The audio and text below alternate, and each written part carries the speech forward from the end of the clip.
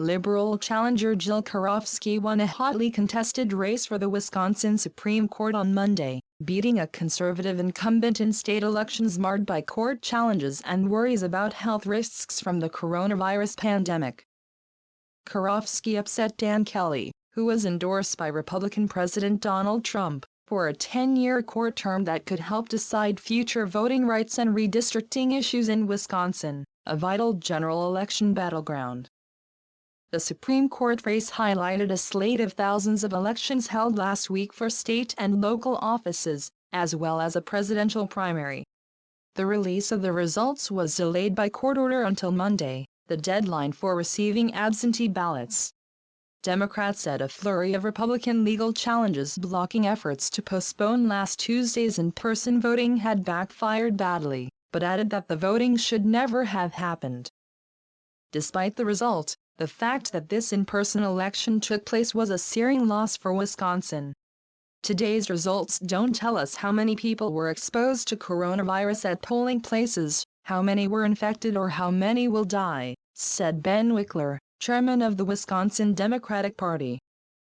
The tumultuous process in Wisconsin, which featured an explosion in absentee balloting and long lines of voters braving health risks and stay-at-home orders, was seen as a potential preview of the national election in November if the pandemic lingers.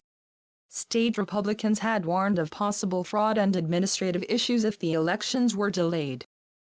But Democrats said Republicans were primarily motivated to keep down turnout in the race, particularly in Democratic-dominated urban areas such as Milwaukee, where a lack of workers meant the closure of all but 5 of the city's usual 180 polling places. Karofsky more than doubled Kelly's vote totals in Milwaukee, and outpaced recent Democratic performances in many rural and more conservative counties in an encouraging sign for Democrats looking toward the November 3 general election. The result narrows to 4-3 the conservative majority on the nonpartisan Wisconsin Supreme Court, with the next seat up for election in 2023.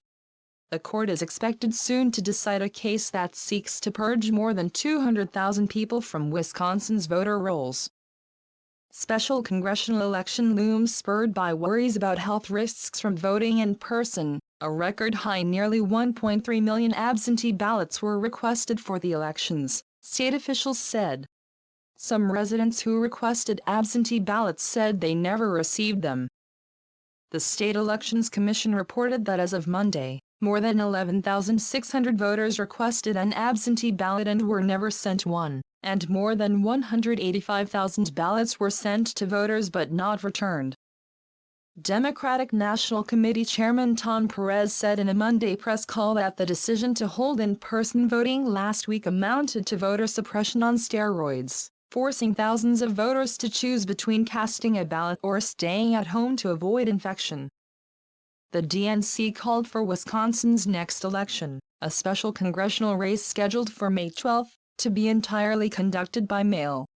The election turmoil overshadowed the Wisconsin Democratic presidential primary between former Vice President Joe Biden and his then last remaining rival, U.S. Senator Bernie Sanders. Biden, who became the likely Democratic nominee to face Trump in November's election when Sanders dropped out last week, was projected to win easily by the Associated Press. Sanders dropped out the day after the Wisconsin voting was finished, and endorsed Biden on Monday.